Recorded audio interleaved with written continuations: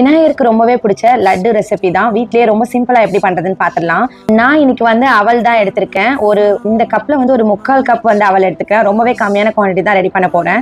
So லைட்டா வந்து அது வானல்ல போட்டு லைட்டா இந்த மொறு மொறுன்னு ஆகிற வரைக்கும் வறுத்து எடுத்துக்கலாம். நான் 3/4 கப்பு அவல் எடுத்திருக்கேன். அதுக்கு வந்து 1/4 கப்பு நாட்டு சக்கரை அண்ட் 1/4 கப்பு வந்து துருவின தேங்காய் வந்து எடுத்து நீங்க 1 கப் அவல் எடுக்கிறீங்கன்னா 1/2 கப் வந்து சக்கரை, 1/2 கப் வந்து தேங்காய் வந்து எடுத்துக்கோங்க. இப்போ அதே கடாயில கொஞ்சமா நெய் விட்டு முந்திரி, திராட்சை ரெண்டுத்தையுமே லைட்டா வந்து வறுத்து எடுத்துக்கிறேன். அதுக்கப்புறம் அதே மாதிரி அந்த 1/4 கப்பு துருவின தேங்காவையும் வந்து அதே நெய்யில் போட்டு லைட்டாக வறுத்து எடுத்துக்கிறேன்.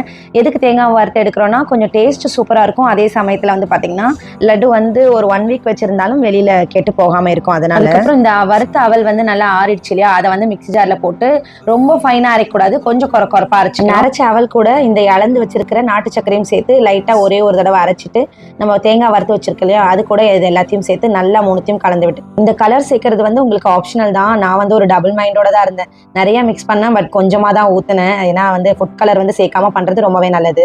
அண்ட் வந்து இது கொஞ்சம் லட்டு நல்லா வந்து பிடிச்சி வரணும் அப்படின்றதுக்காக லைட்டாக வந்து காய்ச்சின பால் கொஞ்சமாக சேர்த்துட்டு நம்ம ஆல்ரெடி நெய்யில் வறுத்து வச்சிருக்க முந்திரி, திராட்சை அதெல்லாம் சேர்த்துட்டு கொஞ்சமாக நெய் விட்டு இறக்கி வச்சு அந்த சூட்டோடையே வந்து லைட்டாக வந்து அப்படியே பால் ஷேப்புக்கு வந்து பிடிச்சோன்னா சூப்பராக வந்து லட்டு ரொம்ப சிம்பிளாக ஹெல்த்தியாக வந்து நம்ம வீட்டிலே வந்து ரெடி பண்ணிடலாம். நான் வந்து டேஸ்ட்டு நார்மலாக இருக்கும் அப்படின்னு நினச்சேன், பட் உண்மையாலுமே சொல்கிறேன் ரொம்ப நல்லா இருந்தது. குட்டீஸ் லஞ்ச் ஸ்நாக்ஸ் பாக்ஸுக்கெல்லாம் வந்து தாராளமாக நம்ம வீட்டிலே அதுவும் வந்து குயிக்காக வந்து ரெடி பண்ணி கொடுத்துடலாம்.